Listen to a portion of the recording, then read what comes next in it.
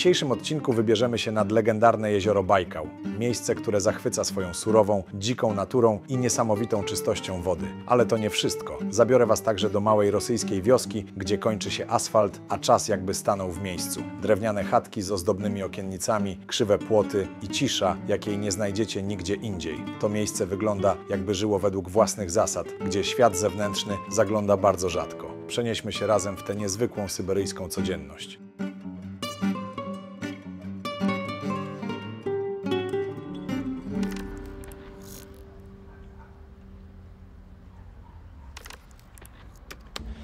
Siemanko, pozdrawiam serdecznie w drugim odcinku z Rosji. Moi kochani, jestem właśnie na Syberii. Jadę za chwilę zobaczyć jakąś syberyjską wieś, a następnie nad jezioro Bajkał. Także zapowiada się naprawdę fajny odcinek. Oglądaj. Byłem teraz na stacji benzynowej. Litr paliwa 2,80. No i jadę tu na jakąś wieś, gdzie jest taka droga. Asfalt się skończył. No to myślę, że to będzie naprawdę mocna wieś. I tak, tam gdzie jadę akurat, to po prostu tak na nawigacji sobie kliknąłem. Klikałem po drodze, jakie są miejscowości albo wsie po drodze nad jezioro. No i ta wyglądała najbardziej ciekawie, także ją wybrałem. No tak, widzę, że będzie dobrze, bo nawet droga, gdzie miałem jechać, nie istnieje. Muszę zawrócić i znaleźć jakąś inną drogę. Dobra, jestem nieźle odklejony, bo to teraz mi pokazał, że taki skansen jest po prostu, ale i tak tam będę zobaczyć. Ja przyjechałem w taką kolejnę, że tak całe podwozie mi przeorało, że mam nadzieję, że nic się nie rozwaliło. No i zaczynamy. Tutaj jest wejście do cerkwi i właśnie to są takie cerkwie, jak Wam mówiłem. To jest ze starych lat, takie drewniane.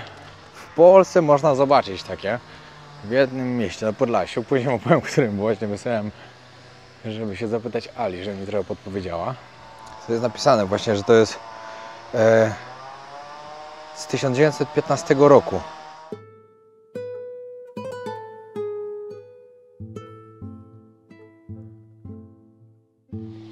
Wow, wiecie co ciekawego wyczytałem? Że tutaj jest bardzo dużo na przykład domów, albo nie wiem, czy ta cerkiew też, które są autentycznymi, przeniesionych po prostu z rejonów, gdzie wybudowali zaporę. I je tu przynieśli i zrobili po prostu takie muzeum, żeby pokazać właśnie, jak wyglądały budynki, cerkwie w tamtych czasach.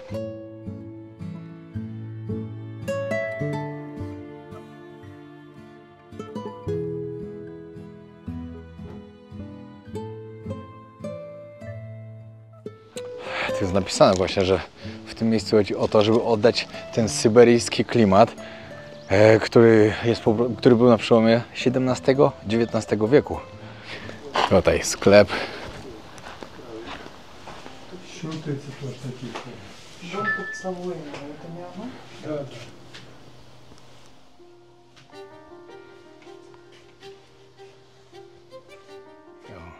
Ja tak wyglądało w domu.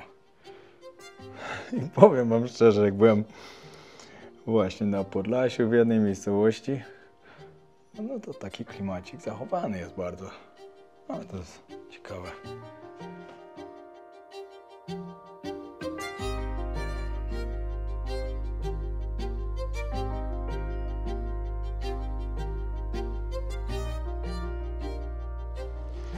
Tutaj wejście do tawerny. Zobaczmy, co jest w środku. Tawerna z XIX wieku.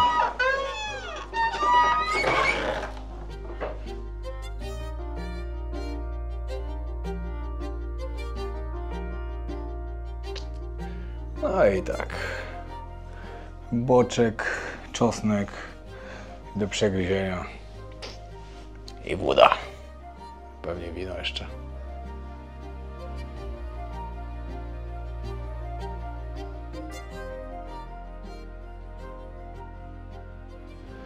No, a tu wejście na starą pocztę.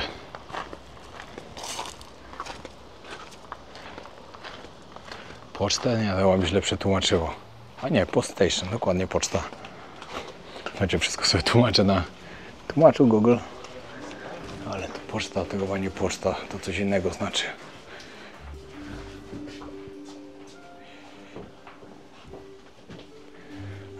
Pokazany dom, jak wyglądał.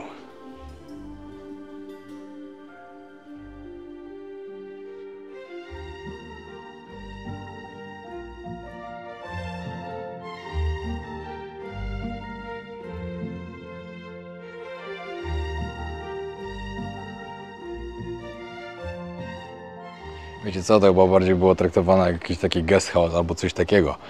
Bo tutaj było teraz napisane, że to miejsce, gdzie gdzieś jacyś podróżnicy albo coś mogli się zatrzymać, przespać się, zjeść sobie i tak dalej.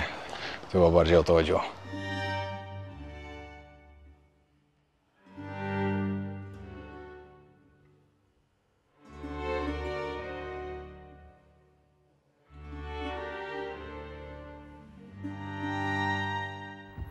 Przyjechałem teraz tutaj do miejscowości Bolszaja, do wsi w sumie Bolszaja. I sobie pójdę pochodzić. Drewniane domki. O, kibelek na zewnątrz widać.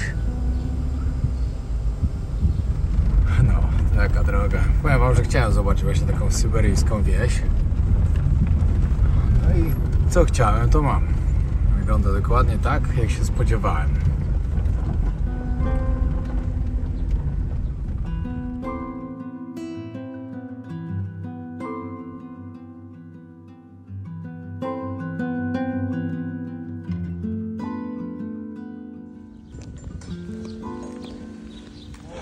No i tak tu jest.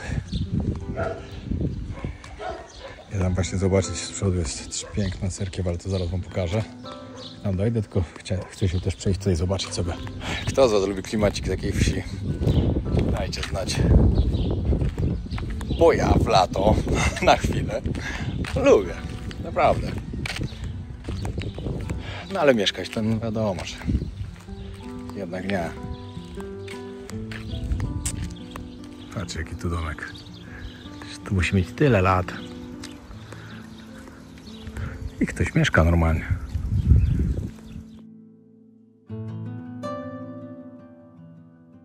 W ogóle te regiony tutaj jest Irkucka, jak się jedzie, to są tak ładne. Pięknie zielono. Droga bardzo dobra. Fajna taka traska. Jeszcze z 15-20 minut i będę nad Bajkałem. Tutaj jaki ładny.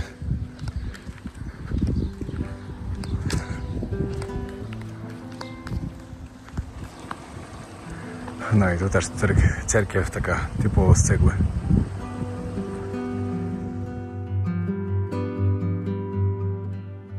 A wiecie co jest najlepsze? Że większość tych domów tutaj, które są na tej wsi, to one się w ogóle nie różnią od tego, co było w Irkucku. Także, jakie tamte muszą być stare. Poczta. Babuszka idzie. Chusta na głowie.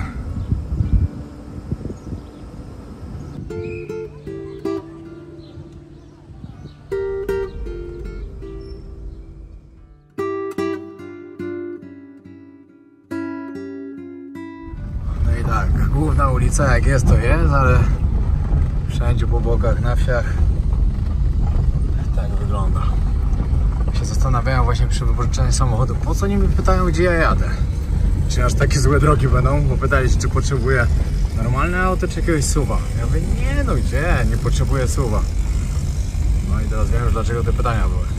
Ale dałem sobie radę. No i moi drodzy, Bajkał. Końca nie widać.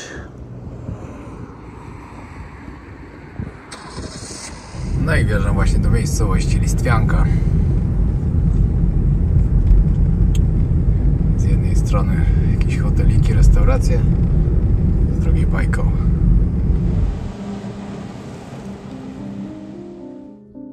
Jezioro Bajkał to najgłębsze jezioro świata. Jego maksymalna głębokość to 1642 metry. Ma ponad 25 milionów lat, co czyni je najstarszym jeziorem na Ziemi. Zawiera aż 20% wszystkich niezamarzniętych zasobów pitnej wody na świecie. Bajkał słynie z niesamowicie czystej i przejrzystej wody. Dno widać nawet na głębokości 40 metrów. Żyje tu wiele unikalnych gatunków, w tym słynna nerpa, czyli jedyna słodkowodna foka na świecie.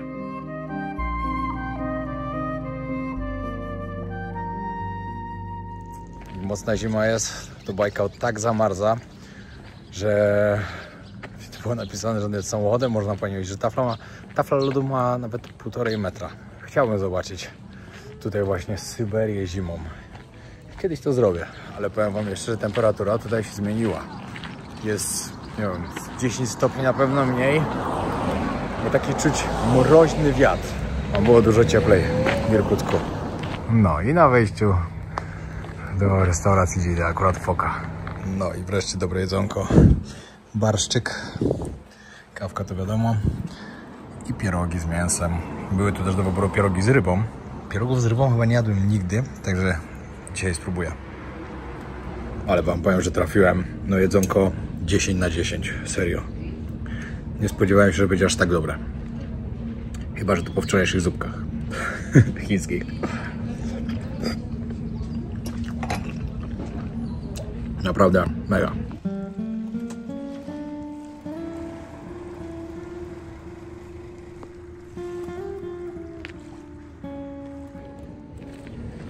No, po pysznym obiadku idę sobie coś pozwiedzać. Troszkę się poprawia, także super. Już byłem przerażony, że będę musiał stąd jechać dużo dalej. No, jak nad Polskim może... O, magnesy sobie muszę kupić jakieś. Ale to w sumie raczej w Moskwie kupię.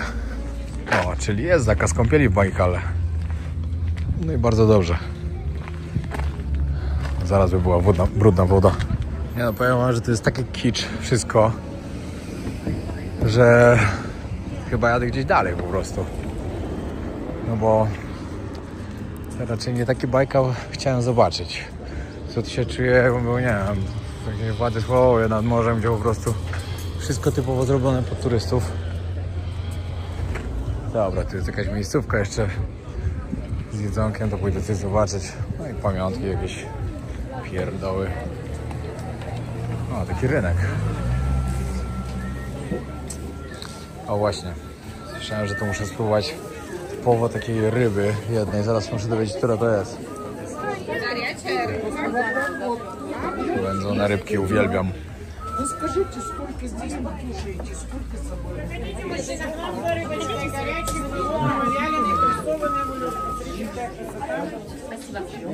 Все, погнали. Погнали. Ale śmierdzi rybami wędzonymi. Ale coś takiego ten spróbował.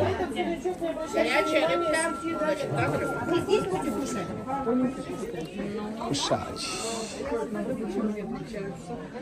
Na pewno co muszę przywieźć z Rosji to matrioszkę. Tutaj jest. Ale to też kupię później już w Moskwie.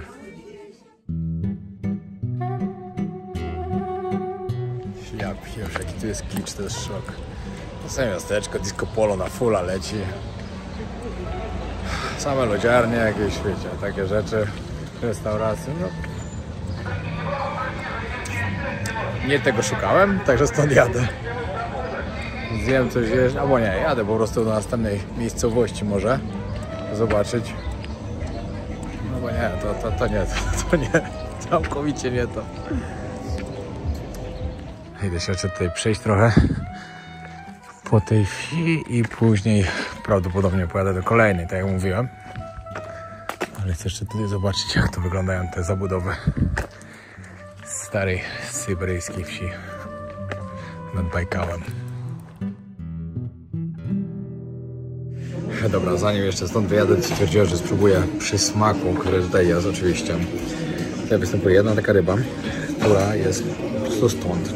Jest takim przysmakiem, który robię na przykład zupę rybną. Do tego kawior z rybą wędzoną. To od razu spróbuję. Smaczne naprawdę. Zupki zaraz spróbuję. A tu jeszcze mam pierogi. Właśnie też z tą rybą. Także ciekawe, pierogów z rybą jeszcze nigdy nie jadłem. Ale spróbuję od razu. Dajcie znać, kto z was jadł pierogi z rybą. Bo to jest mój pierwszy raz.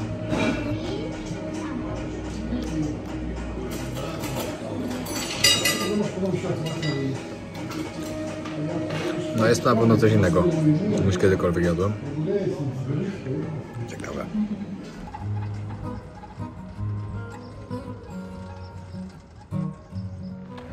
Bardzo podobają mi się tutaj ceny Powiem wam szczerze, jak się przyjedzie z takiego drogiego Izraela, tutaj jest mega tanio, naprawdę. Pyszny obiad sobie zjecie.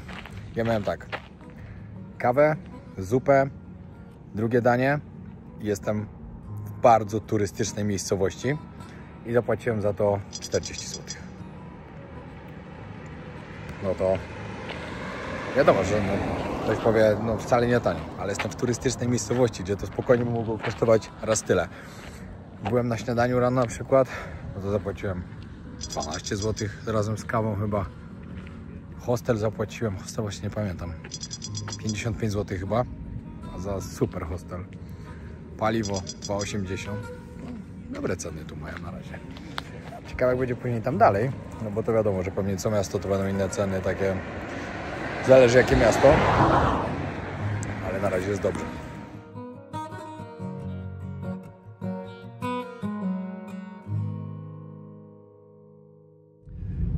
Na razie nie jestem zbytnio zadowolony z mojego wyjazdu nad Bajkał. Na szczęście nie miałem za dużych wymagań i oczekiwań. No ale troszkę inaczej sobie to wyobrażałem. Całe szczęście, że jedzenie jest przepyszne, bo to naprawdę dzisiaj na dzisiaj, chociaż nie ukrywam, pierogi z rybą smakowały nieco dziwnie, bo jeszcze takich nigdy nie jadłem, a ta ryba miała też taki intensywny smak, ale dobrze było tego spróbować, na pewno. Jadę dalej, tylko nie wiem, gdzie ja tu dojadę, bo tak naprawdę pokazuje, że tam nigdzie nie dojadę. Ale może jest jakaś taka szutrowa droga po prostu, że nie ma asfaltowej. Ale piękną bramę ma. Tutaj rybki się wędzą. Nie, no, taka świeżo uwędzona, jeszcze taka pachnąca tym dymem, to musi być naprawdę przepyszna. No i faktycznie droga się skończyła, ja nie wiem jak do tej drugiej miejscowości dojeżdża, może tam po prostu można tylko iść szlakiem, bo jest to taki szlak. No ale cóż. Tak se lecą, disco polo leci i rejs po Bajkale.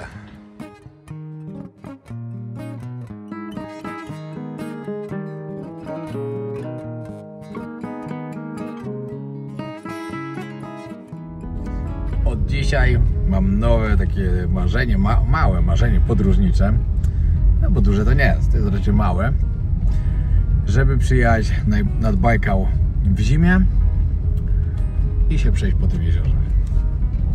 Tak, myślę, że to będzie naprawdę coś ciekawego. Kiedyś to zrobię. Zobaczycie.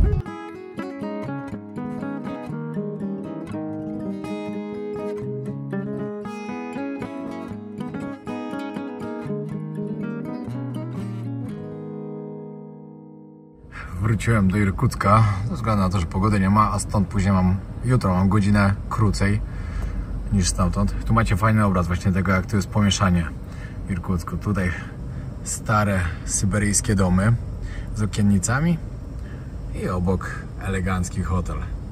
I to jest to, co każdy tutaj właśnie pisał na bloga albo gdzieś w internecie, że to jest ciekawe w tym mieście, że tu jest tak totalnie ze sobą już pomieszane. Domy, które mają po 100-200 lat z nowoczesnością. Stoją? Stoją. Ludzie w nich mieszkają? Mieszkają. No i wracam do tego hostelu, w którym spałem wczoraj, bo był na tyle fajny i tak dobrze się tam wyspałem, że stwierdziłem, że po co mam kombinować. Prześpię się tam. No, z samego rana śniadanko i pójdę. A jeszcze wieczorem skoczę tutaj na miasto, bo dzisiaj jest normalny dzień, także powinno normalnie, fajnie wszystko wyglądać. I też sam chcę zobaczyć i wam pokazać.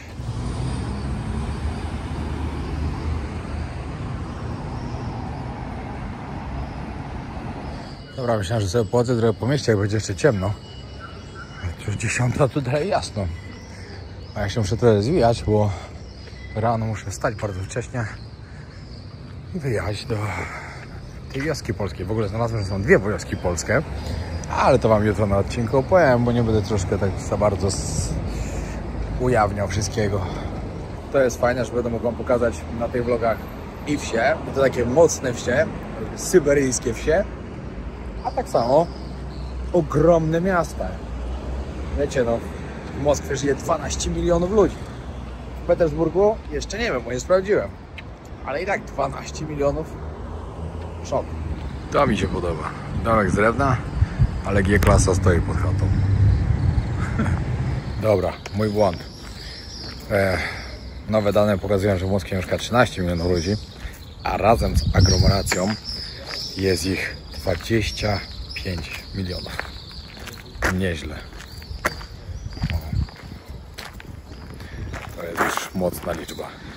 Serio, jak będziecie tutaj, bardzo polecam ten hostel.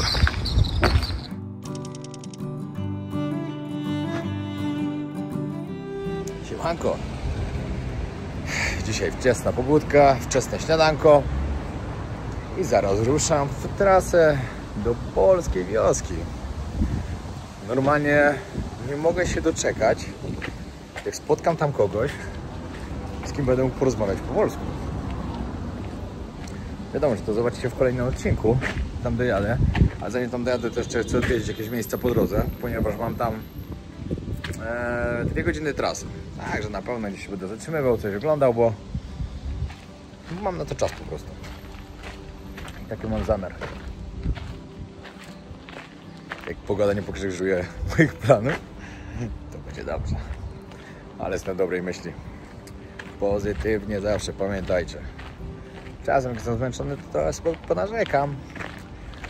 Ale to tylko czasem.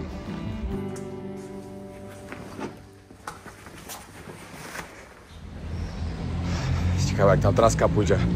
Bo z tego, co zobaczymy, jak wczoraj drogi wyglądają, no to wiecie, no te główne całkiem spoko. Ale jak już się tylko zjeżdża gdzieś do wsi, no to drogi już nie są fajne. To już wtedy naprawdę trzeba uważać na samochód. No, a ja dzisiaj jadę do takiej naprawdę wsi. Tam mieszka 500 mieszkańców tylko. 500 mieszkańców. Mam nadzieję, że mi się uda zrobić jakieś interakcje fajne z ludźmi. I w ogóle samo to, że dzieci tam w szkole jako drugiego języka się uczą polskiego, to już jest super. Pomyślcie sobie, w Rosji się dzieci polskiego uczą. Szok. W sumie w Polsce też się rosyjskiego uczy. Ja w szkole miałem rosyjski. Tyle miałem tego rosyjskiego. No tylko w sumie to dawno temu było, kiedy ta szkołę skończyłem. 15 lat już minęło. 16. Też się nie ma co dziwić. Ale jakimś asem nie byłem w rosyjskim. Kurczę. O, teraz akurat się skończył, ale jechałem teraz to z 10 km chyba korka było, żeby dojechać do miasta. Kurde, nie wiem, o której będą się stąd wyjechać. O 19:30 mam pociąg. Wsiadam w kolej transsyberyjską już dzisiaj. Planowałem tak na 6 godzin pojechać, ale chyba będę się troszkę to skrócić, bo nie mogę się spuścić. Mam kupione bilety już na 3 dni do przodu, także nie mogę się spuścić na ani jeden pociąg.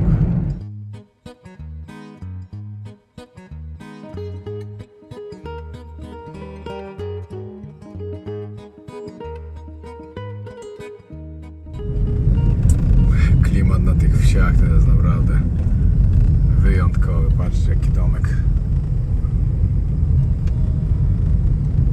I wszędzie te domki tylko z drewna, z okiennicami ładnymi, kolorowymi.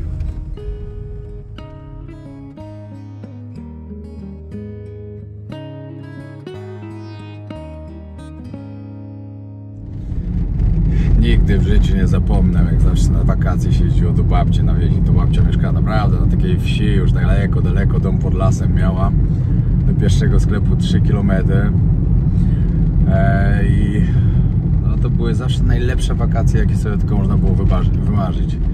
Naprawdę współczuję tym, którzy nie mieli babci na wsi i tym, którzy teraz już nie mają takich wakacji, jak my mieliśmy.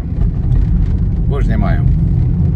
Kiedyś to po prostu najlepszą zabawą było, jak były żniwa w polu, jak kupiliśmy sobie, ja miałem motorynkę, mój brat miał ogara, jeździliśmy cały dzień po wiosce, tam i z powrotem, tylko żeby jeździć. Jak się maluchem jeździło, jak się uczyliśmy jeździć. piwa się napić, że babcia nie wiedziała. A były wakacje na wsi. No. Teraz też tak nie ma. No i właśnie tutaj jak tak jeżdżę i widzę te domki, krowy wszędzie i tak dalej, to się to przypomniało. I jeszcze te drewniane kibelki na zewnątrz. To jest, jak byliśmy młodzi, to babcia tak miała też na zewnątrz. Wiadomo, że teraz to się już pozmieniały czasy. Teraz to już pewnie mało gdzie ktoś tak ma. Ale ja pamiętam to, jak tak było. Cudowne wakacje. Jak tak jadę tutaj przez te wsie i tak sobie pomyślę, że jestem na Syberii, tutaj na przykład z 5 miesięcy ludzie mają po prostu wszystko zawalone śniegiem i jest okropnie zimno. No to na takich wsiach lekko nie mają. W sumie nigdzie lekko nie mają. Dobra, nie została mi godzinka trasy do polskiej wsi. Także kończę ten odcinek. Dziękuję bardzo, że byliście ze mną, że oglądaliście. Zapraszam Was serdecznie oczywiście na kolejny. Seria będzie ciekawa, będzie bardzo dużo miejsc różnych. Dzisiaj wsiadam, będę najpierw w polskiej wiosce, a później wsiadam w kolej transsyberyjską i ruszam przez pół Rosji w stronę Moskwy, Sankt Petersburga, te rejony. Pamiętajcie o tym, żeby zostawić subskrypcję. Dzięki temu pomagacie mi spełnić moje marzenia. Dzięki wielkie, pozdrawiam, na razie.